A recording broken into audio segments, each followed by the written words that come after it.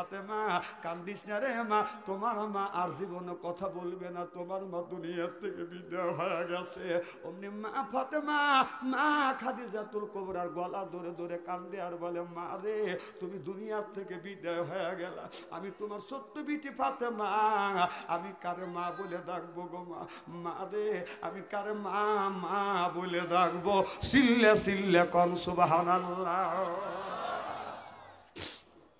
যার মা নাই সেই মায়ের ব্যথা বোঝে, বাবা যার দুনিয়ায় নাই সেই কিন্তু বাবার ব্যথা বোঝে। কলিজা আঘাত যদি লাগে ওই মানুষটার লাগবে, চোখে যদি পানি আসে ওই লোকটার চোখে পানি আসবে। আমার নবী বললেন, মা ফাতেমা কান্দো না, আর তোমার মা কোনদিন আসবে না। মা ফাতেমা চোখের পানি ফেলে দিয়ে দিয়ে কান্দে, আব্বা আমি কারে মা বলে ডাকবো, আজকে মা দুনিয়ার থেকে বিদায় হয়ে গেল। ও বাজান যার মা নাই সেই মায়ের ব্যথা বোঝে, বাবা যার মারা গেছে সেই বোঝে। আমার মা এই জমিনে বেঁচে ছিল 112 বছর পর্যন্ত বেঁচে ছিল, আমার আব্বা 97 বছর পর্যন্ত এই জমিনে বেঁচে ছিল। আমি যখন মাহফিলে যাইতাম আমি আমার মায়ের পায়ে হাতটা কেন চুমো দিতাম, আমার মা দৌড়ে আসে আমার কপালে চুমো দিত, দাদি ধরে চুমো দিয়ে বলে, বেটা দোয়া করলাম, যাও তুমি কোরআনের মাহফিলে যাও, কলেমার দাওয়াত দিয়ে আসো। আমি যখন কোরআনের মাহফিলে যাইতাম আমার আব্বা পিছনে পিছনে আসতো, আমি আব্বারে বলতাম, আব্বা আপনি কেন পিছনে পিছনে আসেন? বলে, বাবা তুমি মাহফিলে যাচ্ছ, তোমাকে আমি রাস্তায় গাড়িতে তুলে দিয়ে আসি। আমি বাসে যখন উঠছি বাবা আমারে বলছে, বেটা তুমি কখন আসবে? তখন তো বাদন প্রাইভেট কার ছিল না। বাবা বলছে, কখন আসবে? আমি বললাম, আব্বা আমি রাত 12টার সময় আসবো। আমার আব্বা রাত 11টার সময় বাস স্ট্যান্ডে যাবার দাঁড়া ছিল। আর যখন রাত 12টা বাজছে আমি যাই নাই, একটা বাচ্চা আমি আসি নাই, দুইটা বাচ্চা আসি না। পৌষ মাসের শীতের দিন বাবা থর থর করে কাঁপতেছে, একটা পাতলা চাদর গায়ে দিয়ে কাঁপতেছে। আমি রাত 3টার সময় বাস স্ট্যান্ডে বাসের থেকে নেমে দেখি আমার আব্বা দাঁড়া আছে। বাবারে বললাম, বাবা আপনি কেন এখানে দাঁড়া আছেন, কখন আইসেন? বাবা বলে, বেটা রে আমি 11টার সময় এসে অপেক্ষা করতেছি, শীতে আর কুলেবার ভাবতেছি না বাবা, আমার শরীরটা তরতর করে কাঁপতেছে। এখন বাবা না ভাই আর কেউ আমাকে আগে দিতে যায় না।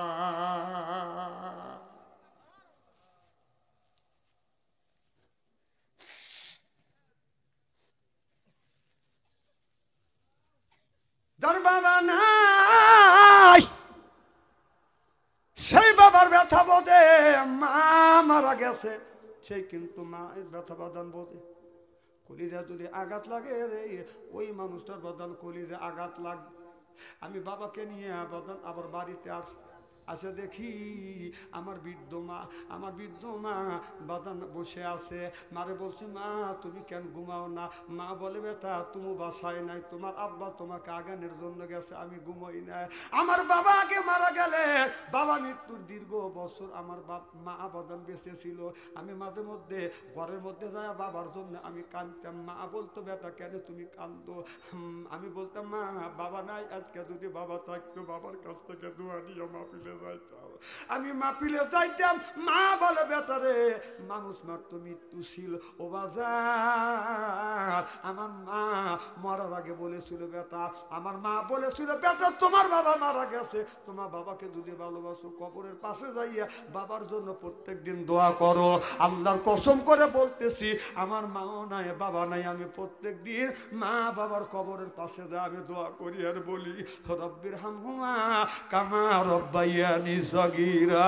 আল্লাহর কাছে যদি দোয়া করেন, রব্বির হামহুমা কামা রব্বায়ানি সগীরা, চোখ থেকে পানি বের হইয়া নাকের ডোগায় আসার আগে আগে আমার আল্লাহ মা বাবার কবরের গোড়া জাপ মাফ করিয়ে দে। মাদার দুনিয়ায় নাই, ওই মার সাথে দুর্ব্যবহার করবেন না। মাসার বেঁচে আছে, বাবাদার বেঁচে আছে, দুর্ব্যবহার করবেন না। মা বাবার সাথে সুন্দর ব্যবহার করব।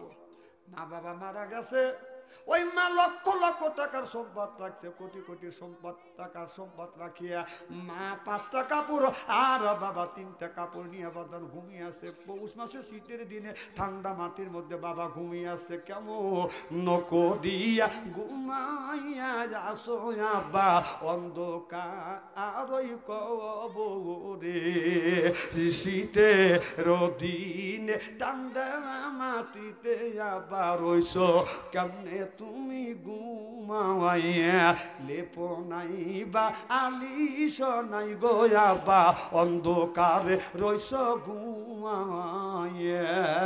ওই মাজা দুনিয়ায় না, বাবাদের দুনিয়ায় না। কোন ব্যক্তি যদি মা বাবার জন্য যদি দান খয়রাত করে, এই দানের দৌলতে আল্লাহ মা বাবার কবরের গোড়া দাঁত মাফ করে দেয়, আর মা বাবা কবরের মধ্যে থেকে বাদান শান্তি পায়, রুহানি হালাতে দোয়া করে, এই দোয়া আল্লাহর দরবারে কবুল হয়। আমি জানি না কার মা নাই, বাবা নাই, এমন কোন মানুষ নাই, আত্মস্বজন কেউ না কেউ মরে নাই। কথা কন, মাকে আর বাবাকে ভালোবাসেন কারা?